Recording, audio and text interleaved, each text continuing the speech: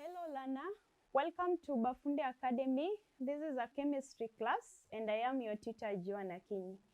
Join us in our topic acid, bases and indicators, and we are going to do an experimental work that determine the pH scale of both acid, bases and indicators. And so I hope that you are going to enjoy this lesson. Of course, we have discussed what are acid and base in detail in our previous study. And so the experiment that you are going to do is just to determine the pH values. Remember the pH values range from 1 to 14. So we are going to determine which pH values specifically are for acids, the one for bases, and also even neutral point, which is 7. So in the experiment, we have apparatus. So we'll place 5 centimeter cubic of filtered, let's say we use Udash, we use soap solution, we use ammonia solution, sodium hydroxide, acid. We also use distilled water, sulfuric acid. We use sour milk. We use sodium chloride. We use toothpaste, calcium hydroxide. And then we put them in different test tube. So let's say 5 centimeter of each, sulfuric acid, sodium chloride, and all the reagents that we have stated. So in our procedure, we shall put about 3 drops of universal indicator in each of the test tube. So let's say in calcium hydroxide, in sulfuric acid, in distilled water, and then we record the observation in each case. That means if we put, let's say 3 drops of any universal indicator, and then we put it in the acid, sulfuric acid, the other we put in Udash, for example, the other one in soap, all the reagents that we have. And then what we do is to compare the color in each solution with the colors of the indicator paper.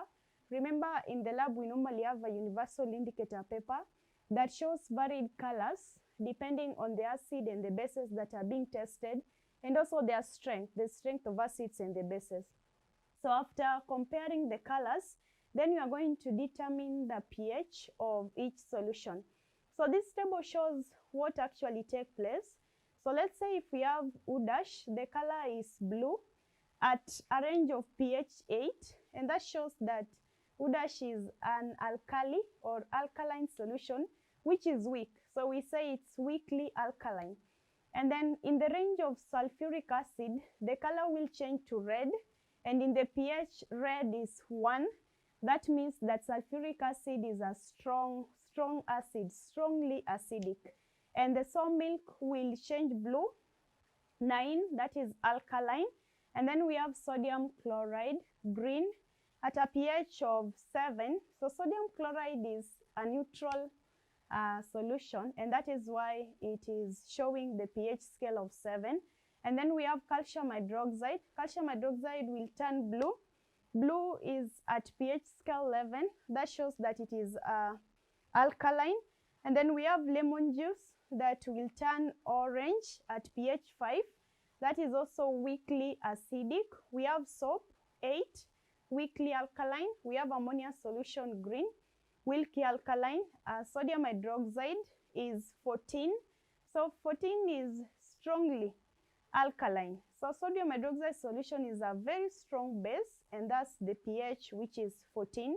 We have HCl, still 1, strongly acidic, and distilled water 7, that is neutral. Now let's deduce our points from the observation.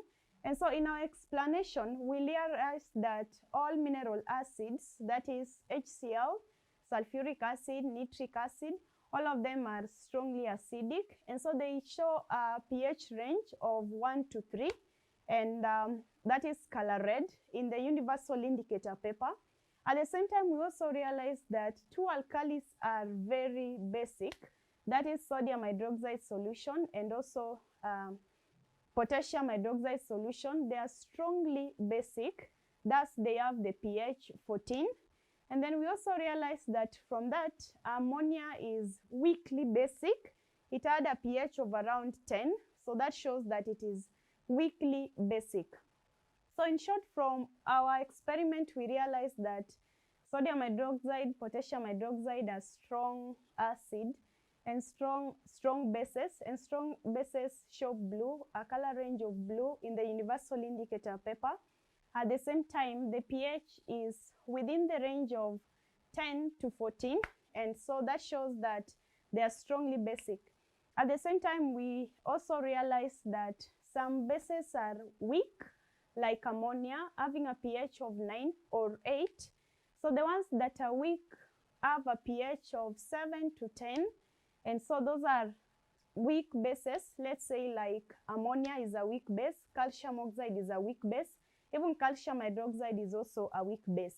And then we also realize that water and the common salt, which is sodium chloride, is normally neutral, having a pH of 7. The color in the range, in the universal indicator paper is green, and that shows that it is neutral. At the same time, we've also realized that pH of acid, there are some that are strongly acidic, and that is in the range of 1 to 3, and some are weakly acidic in the range of 4 to 7.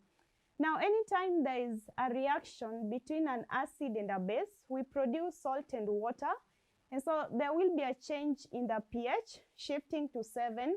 It's called a neutralization reaction. In other words, acid neutralizes, so the base neutralizes the acid, and then they form salt and water. So that is how we determine pH of solution. We use the universal indicator paper to give the given range of colors so that we are able to tell, to determine whether acids are strongly acidic, and also whether bases are strongly basic or weakly alkaline in nature. Should you have any question in this, feel free to head over to our discussion forum and join me in our next class. Thank you.